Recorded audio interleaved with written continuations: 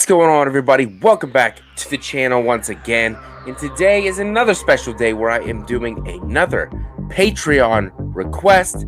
This time doing a review for The Town That Dreaded Sundown from 2014. Not the OG, the requel, the remake, whatever you want to call it. And this goes out to my man, one of my patrons, Andrew Stevens. Let's freaking dive into this, everybody!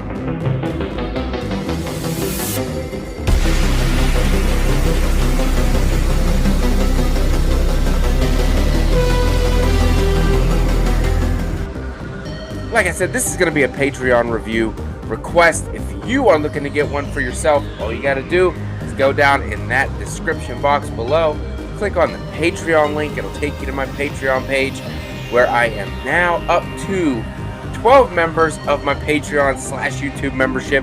So things are growing great for me right now. I'm having a really great time. If you don't know, just became associate producer on my special boy, James Grimm's Friday the 13th fan film. So I am very excited about that as well. The channel is growing, the community's growing, and I'm loving every single minute that I get to be here hanging out with you guys. So let's dive into this review for The Town That Dreaded Sundown. Like I said, this came out in 2014. Surprisingly, on Rotten Tomatoes, this has a 66%, which is pretty damn good. Being a slasher movie, it only made $120,000 at the box office, but I really don't think it didn't have a box office release. So, you know, it kind of was just one of those VOD straight to Netflix type of deal. But I really had a good time with this bad boy, for real. I thought this was a really good movie. It was directed by Alfonso Gomez-Rejon. I hope I said that correctly. Not very good with names. It also stars Charles B. Pierce, Addison Timlin, and Andy Abel. This was great. Going into this one, I did not see the original movie, so I had no idea what to expect. I didn't know what this was about. I saw a guy in a mask with a knife and weapons killing people, so I knew it was a slasher, so I had to check this bad boy out. And, you know, I probably saw this for the first time, I'd say probably about 4 or 5 years ago. I really enjoyed it. I really did. This wasn't ever one that I went back to. So I'm really good that Andrew chose this movie as his request, because I've been meaning to dive back into this movie because I was a fan the first time I saw it. You know, pros of this movie, the killer. I'm a huge fan of the sackhead. Yes, it's very simplistic, but I really enjoy it. And the sick thing about this movie is the killer talks. So he's not like Jason who doesn't say a word. This guy has emotions in his voice, and the way that he uses his voice and what he says, it's really creepy. It really, really is. And, you know, Friday the 13th took, you know, a little bit what the original did with that sackhead mask, and they put that in Friday Part 2. So obviously this movie meant something to someone. So I really like the look of the killer. I like, you know, his motivations, you know, were a little wonky. I don't want to go into spoilers if you haven't seen this movie, so spoiler alert. The motivation behind the killer, actually in this movie there was surprisingly 2 of them. The surprise at the end of the movie, the 2 killers are finally revealed. The one of them is Corey, who was the main final girl in this movie's boyfriend in the beginning of the film. So obviously you did not see that coming. You thought he died. The killer said, "Turn around. Turn around." And you could just see the shadow of the killer, what you thought was stabbing Corey, her boyfriend, right there. But really, because her back was turned, it was all fake. It meant nothing. They had a funeral, they found a body, but none of it wasn't the actual real Corey. So whenever they revealed him at the end of the film, pretty damn shocked. And then the killer always kept saying, "This is for Mary. This is for Mary." Obviously, Jamie, the main final girl, had no idea really what that meant. So the whole time, the cops are doing their investigation, but she's also doing her own investigation throughout this movie, trying to piece everything together to find out who the killer could actually be. and everything keeps coming up with dead ends. And then surprisingly, Anthony Anderson is also in this movie as I guess he's like a Texas Ranger, which I can't ever take him seriously, but it was nice to see him in this movie. The movie starts actually at Halloween, so because every year they show the original The Town That Dreaded Sundown, so they can show homage and praise to the original Phantom Killer. But I like that this movie kind of goes throughout the year. There's Halloween, Thanksgiving, like it just doesn't take place at one time of the year.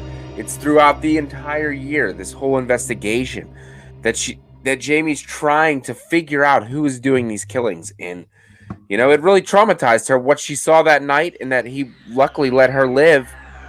And, she could have ran, she could have did whatever, but she's actually still there trying to fight, trying to find out what exactly is going on in this small town of Texarkana. Another thing I like in this movie is that they do the reenactment of the famous trumpet kill, where he ties the knife to the end of the trumpet and then blows it as he punctures the guy in the back.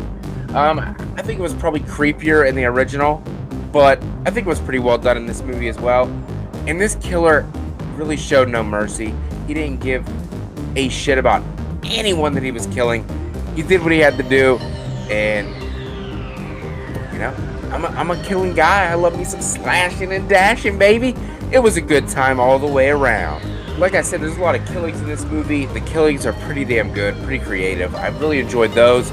The final act with the chase scene between the Phantom Killer and Jamie, they're running to the train station, at the convenience store. That was a pretty damn good third act chase scene, I must say.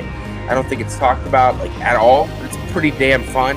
And then he pulls out, she's running through the field, and then he pulls out that freaking bow and arrow and just blasts her a couple times with the bow and arrow. And then she sees the one killer approaching, and then looks to the other side, and then there's the other killer, and they both converge on her, and she is freaking losing her shit. And this is when we get the final reveal. That the one is Corey, her boyfriend, who she thought was dead, and the other one is Deputy Foster, who is actually the grandson of Deputy Foster is actually the grandson of Hank McCready, who was the 6th victim of the Phantom the original time around, that nobody remembered. They forgot all about him, and his wife's name happened to be Mary. So they wanted to get Mary, some recognition that her husband was the last and final victim that nobody cared about. So that's what Deputy Foster was doing. He was McCready's grandson. He just wanted them to remember what happened. Remember the 6th victim. Show some respect to what happened. That was pretty much his goal. Corey, on the other hand, he was just trying to do this because he thought he'd be stuck in this small town. He's the football guy. He's never going to get out of Texarkana, and he's going to be stuck there forever. He wanted to be remembered for something, and this not being the best thing to be remembered for, this is what he wanted to be remembered by, as the Phantom Killer, as the murderer of this amazing killing spree. And he thought that him and Jamie were the same, and he's going into this big speech, and then Deputy Foster just fucking shoots him and kills him right there because he's sick of hearing this shit. So then there's only one left, Deputy Foster, and he's going over this whole spiel to Jamie, and Jamie takes him out. Jamie kills him and lets him float down the river, and she's a pretty badass final girl. She just got shot with two bow and arrows, and she is still fighting to survive, and she does survive. And this movie was about her perseverance throughout, her studying, her trying to figure out who the killer was, and then coming out on top at the end, and then finally being able to surpass Texarkana, move out, go to California, go to college, and start a new life, a fresh start, where nobody knew her name, nobody knew the past of hers from Texarkana.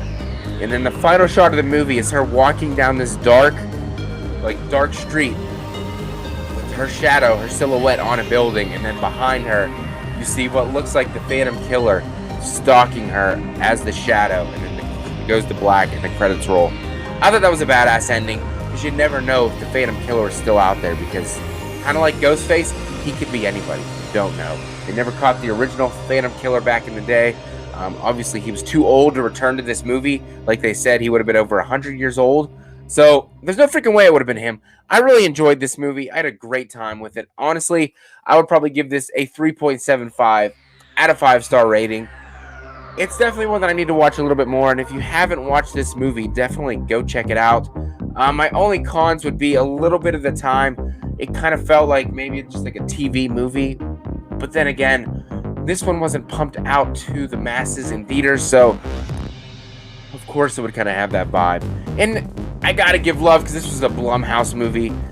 Ryan Murphy and Jason Blum were behind this film. So, I'm a huge fan of Blumhouse Productions for the most part. So this is another notch on their belt of good to great horror movies. So if you have not seen The Town That Dreaded Sundown, go check it out. I believe it is on Tubi right now for free if you don't want to pay to rent it or own it. That's my thoughts on that movie. Andrew Stevens, I appreciate you picking this one, so I got to dive back into it. I had a really great time talking about The Town That Dreaded Sundown. Like I said before, make sure to hit that like button.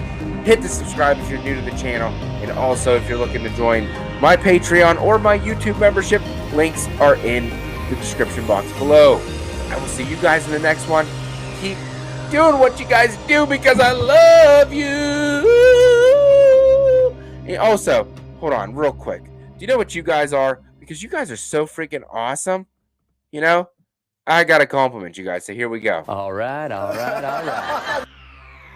You guys are all right. I'll see you guys in the next one. Have a scary day.